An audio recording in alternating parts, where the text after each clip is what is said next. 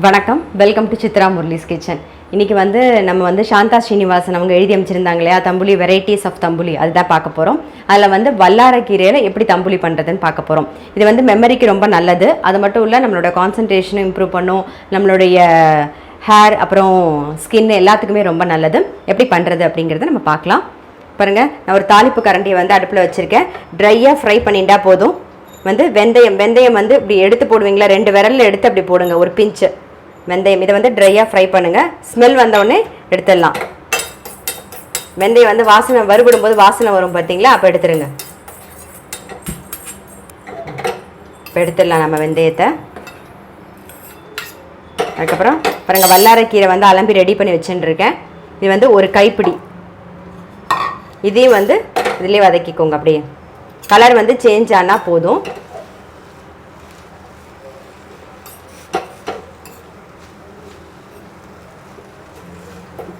பாருங்க, நல்லா வதங்கிடுது. இந்த கலர் சேஞ்ச் ஆனால் போதும். எடுத்துடலாம் நம்ம இதை.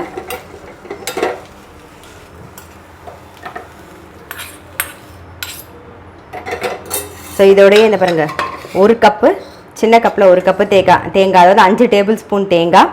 பச்சை மிளகா காரம் உங்களுக்கு தகுந்த மாதிரி போட்டுக்கோங்க. நான் ஒரு 2 பச்சை மிளகா சேர்க்க போகிறேன். அப்புறம் இதை மட்டும் முதல்ல அரைச்சி எடுத்துப்போம். வெந்தயம், வல்லாரக்கீரை, தேங்காய், பச்சை மிளகாயை நம்ம அரைச்சி எடுத்துன்னு வருவோம்.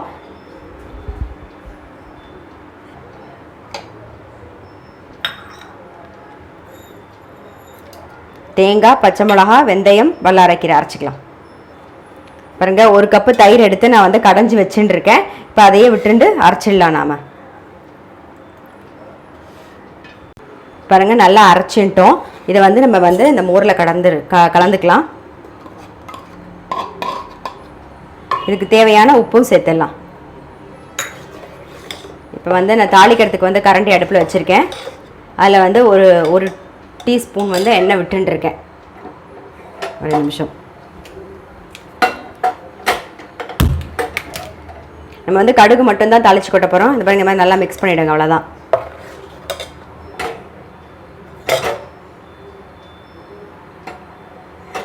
ஒரு டீஸ்பூன் கடுகு போட்டுக்கலாம்.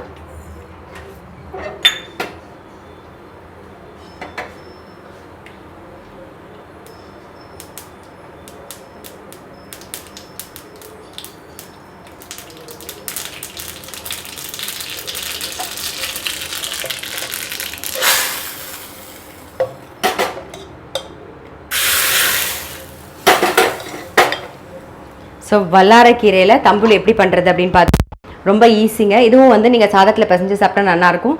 கண்டிப்பாக உங்கள் வீட்டில் ட்ரை பண்ணி பாருங்கள். நான் அடுத்த ரெசிபியோடு உங்களை சந்திக்கிறேன்.